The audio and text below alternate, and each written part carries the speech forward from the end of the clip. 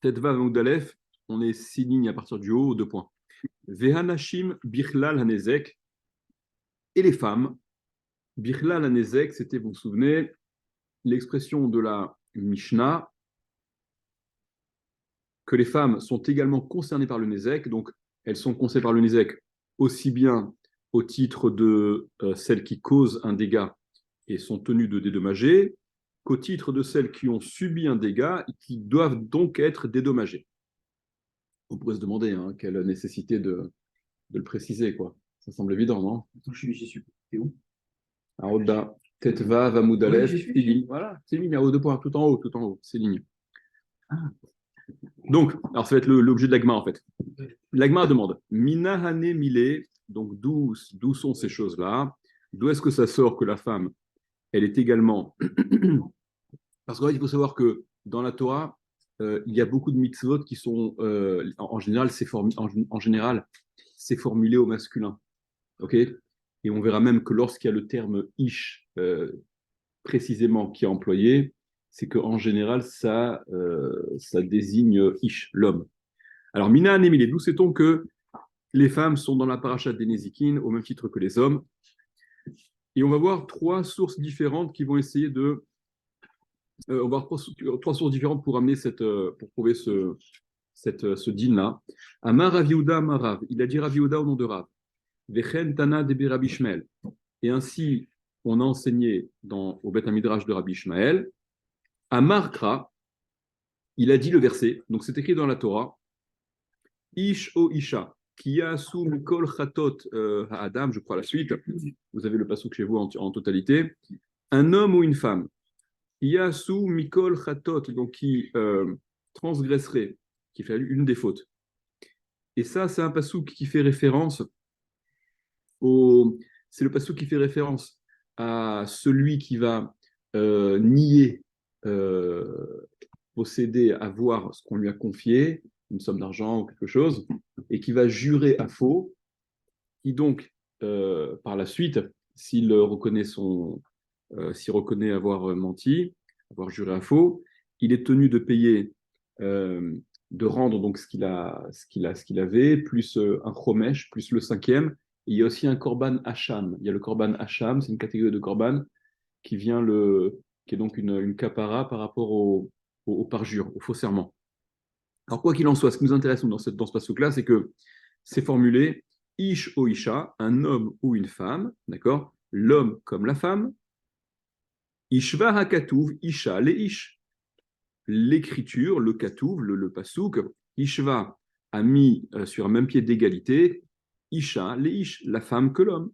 Les Chol Onashim Shebatora, pour tous les Onashim Shebatora, pour toutes les peines de la Torah.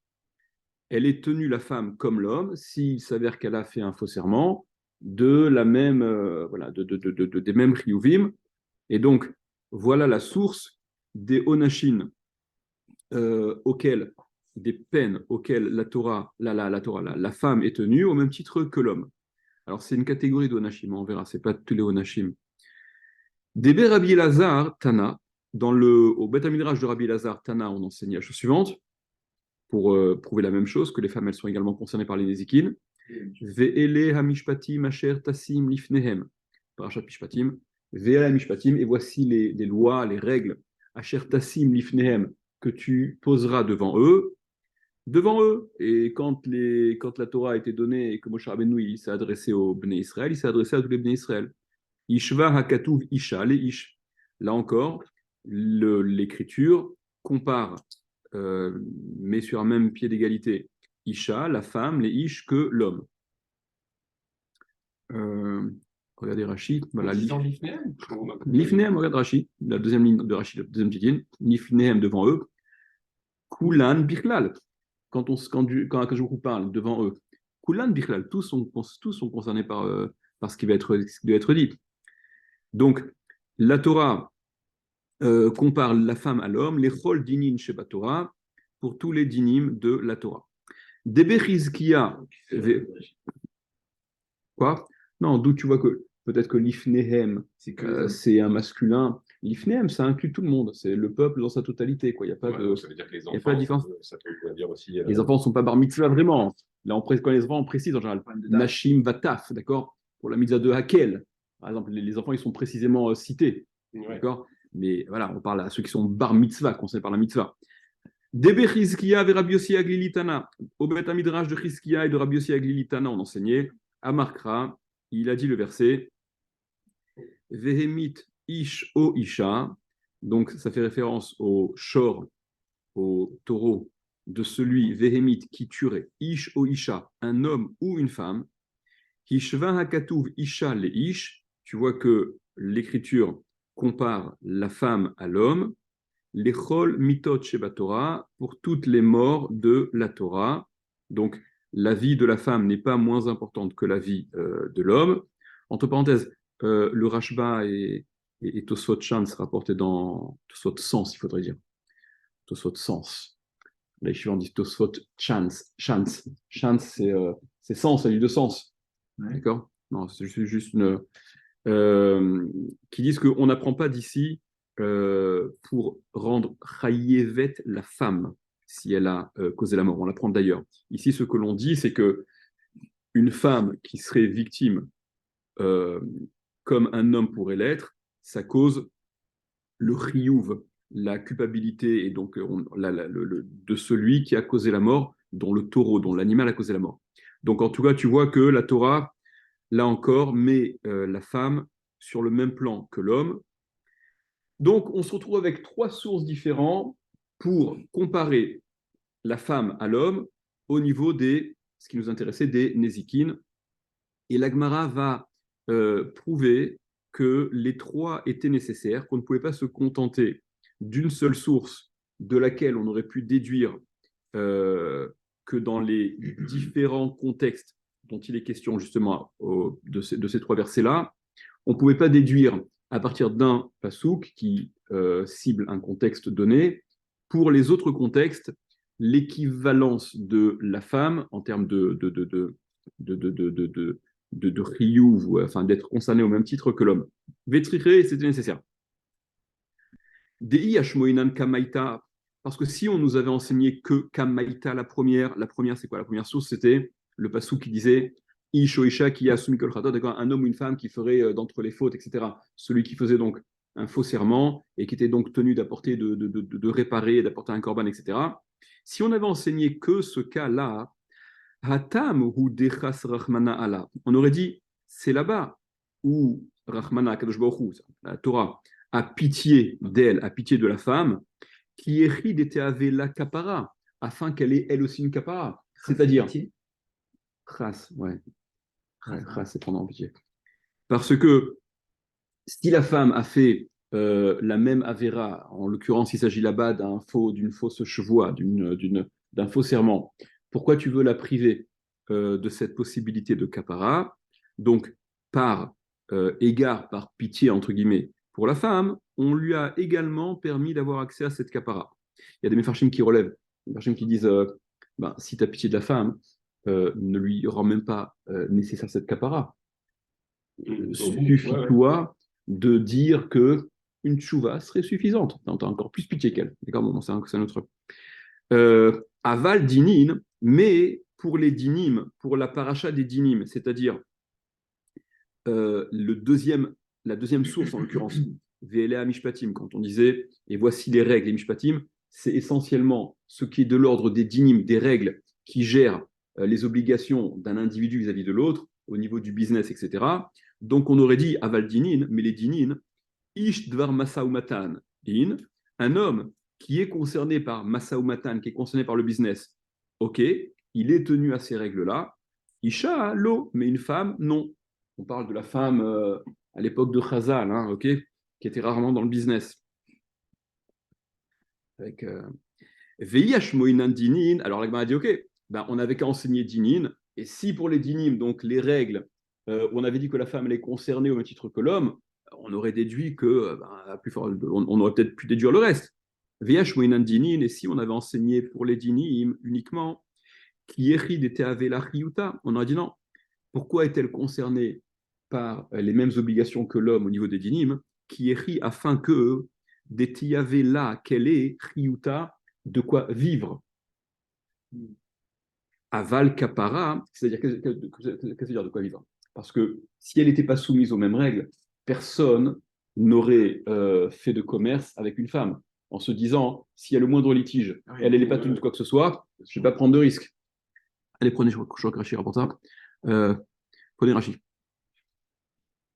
Qui est riditeave la riuta, afin qu'elle ait donc riuta, de quoi vivre, deilu avai bichlal dinim, parce que si elle n'était pas considérée par les dinim, si elle n'était pas concernée par les dinim, avait parché tagaré mina, il se serait séparé les commerçants mina d'elle. On n'aurait pas fait de commerce avec elle, on n'aurait pas voulu avoir affaire à la femme, ça aurait été trop dangereux. Revenez à la Gemara, aval kapara, mais on aurait dit pour la kapara qu'elle soit concernée elle aussi par la kapara, donc la peine, la kapara prévue par la Torah au niveau du korban dont on a parlé dans la première source. Ish dvar mitzvah in, un homme qui lui est bar mitzvah. Qu'est-ce que dire bar mitzvah? Regardez, prenez Rachid. Ish devar mitzvah. Meshalem baalashor kofer la yorshim. Excusez-moi 2 secondes. Ish de bar mitzvah in, isha de mitzvah, lo. Non, c'est pas sur Sakrachi, pardon. On aurait dit l'homme qui est bar mitzvah, c'est-à-dire il est concerné par les mitzvot. D'accord? L'homme, il a beaucoup de mitzvot. Il est beaucoup plus concerné par les mitzvot que ne l'est la femme. Donc on aurait dit la nécessité de kapara concerne l'homme, mais la femme n'est pas concernée par cette nécessité de kapara. Vei ashmoinan anetarte, et si on avait enseigné ces deux-là, donc la Gemara elle est en train de dire, ok, je ne pouvais pas déduire l'un de l'autre. On n'a pas vu le troisième cas entre parenthèses, hein, mais on ne pouvait pas déduire ni le premier du deuxième, ni le deuxième du premier. Ok, vei ashmoinan anetarte, mais bon, si on avait enseigné ces deux-là, on aurait peut-être pu déduire le troisième, en l'occurrence, vehemit, isho, isha, etc. Vei ashmoinan anetarte, et si on avait enseigné ces deux-là, hein, donc le cas où on voit que la femme est tenue par l'obligation de kapara et qu'elle est également concernée par les dînines de business, d'accord, ben adam lachavero, on aurait dit, acha mishum kapara, ve'acha mishum chiyuta. Ici, elle est concernée au titre de kapara, pour bénéficier de la kapara, ve'acha mishum chiyuta, et ici, dans le contexte des règles de business, elle est également concernée mishum chiyuta pour qu'elle puisse vivre, comme ce qu'on a dit précédemment, aval li inyan katla, mais au sujet katla de la mort, si elle a été victime comme un homme a été victime, alors que le propriétaire il soit tenu et coupable tenu du même dédommagement, on aurait dit il y a peut-être une différence à faire. Ish de bar mitzvah, les shalem kofer, l'homme qui est bar mitzvah, c'est-à-dire un homme qui a été tué par le taureau de Réhouven, finalement, Réhouven, qui n'a pas gardé son taureau, il est responsable de façon indirecte à la mort d'un homme qui était bar mitzvah, qui était concerné par un tas de mitzvot. C'est pour ça que les shalem kofer, c'est pour ça que dans un tel cas, le propriétaire du shor mouad, il se doit de payer le kofer. On aurait dit, oui, dans un tel cas, il y a vraiment une chose très grave qui doit être réparée dans la mesure du possible, au moyen du kofer, mais ça n'est que si c'est un homme qui a été tué. Isha, l'eau, une femme, non. On aurait dit une femme, non. Les arguments dans la victime, C'est-à-dire que la gravité, ce qui a été la mort qui a été causée à l'homme, comme si la mort de l'homme, on aurait envisagé qu'elle est plus chère que la mort de la femme. Et c'est Aristote, hein. Pour Aristote, la femme, c'est un homme imparfait. D'accord? C'est très emprunt. Ça n'est que la avamina. Hein. Dieu merci, ça n'est que la avamina de la Gemara. D'accord? Enfin, la avamina. Ça n'est que. D'autres motifs. Hein, pour avamina, c'était une maskana. Pour Aristote, c'était une conclusion. D'accord? Mais la Gemara, elle présente simplement, voilà ce que l'on aurait pu dire si jamais ça n'avait pas été précisé. Si ça n'avait pas été précisé, Vehemit Ish o Isha, et donc le Tchor Mouad qui a tué un homme ou une femme, si on n'avait pas dit ou une femme, on aurait dit oui, probablement, ça n'est que dans le cas où c'est un homme qui a été tué, parce que avoir tué un homme, c'est une perte énorme. Tu le prives de toutes les mitzvot, alors que la femme, bon, elle faisait quelques mitzvot, c'est pas. Ok? Donc c'est pour ça que la Torah a trouvé bon de préciser que l'on ne fasse certainement pas, Dieu nous en préserve, une telle erreur d'appréciation. Alors, poursuit l'Agmara. Vei Ashmoinan Kofer, et si on avait enseigné que au sujet du Kofer, que la femme est à l'égal de l'homme, n'aurait-on pas pu déduire les autres cas? Vei Ashmoinan Kofer, et si on avait enseigné au sujet du Kofer, on a vu voilà que le taureau de le Shormouad qui tue un homme ou une femme, c'est la même chose, donc la femme c'est comme l'homme. Non, on aurait dit Mishum Deka Iboud Neshama, on aurait dit non, là il y a Iboud Neshama, là il y a quand même la perte d'une vie, il y a quand même une vie qui a été voilà, qui a été enlevé. C'est pour ça que c'est quelque chose de suffisamment grave pour que on prenne en considération la femme tout autant que l'homme.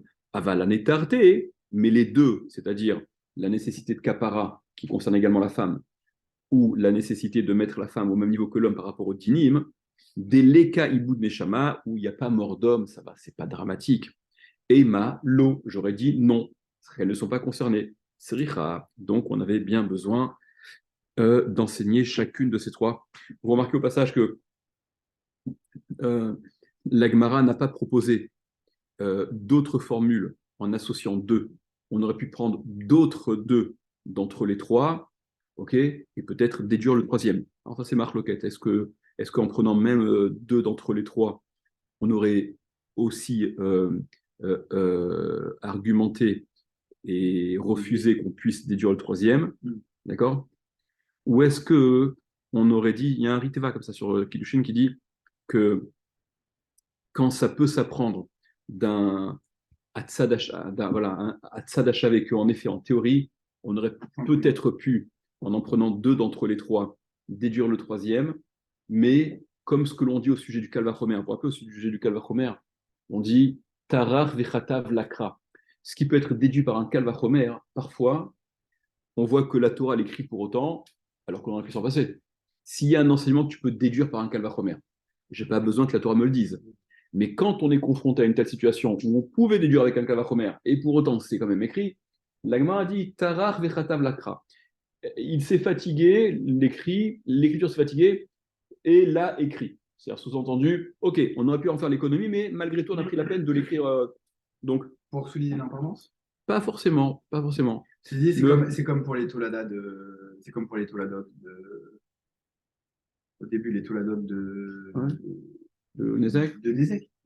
Où on a pris les points communs et en fait, finalement, il y avait des moments où on n'avait pas Non, besoin. c'est autre chose, c'est différent. Toladot, il y a déjà une forme de réflexion, de similitude qui est faite, etc. Là, ce dont on parle, c'est carrément, c'est plus c'est un autre, c'est une autre forme de déduction. Ça. On veut apprendre des dynimes qui sont, qui sont, on veut faire l'économie d'enseigner des choses parce qu'on aurait pu les déduire. Et le Ritva dit que de la même façon que donc on dit pour le Kavachomer parfois Katav et Khatav Lakra, même pour Mehatsad, ce qu'on aurait pu déduire en prenant deux et déduire le troisième, où en effet potentiellement on aurait pu déduire, on tiendrait aussi ce même principe que Katav, Tarar et Khatav Lakra, que la Torah l'a malgré tout écrit.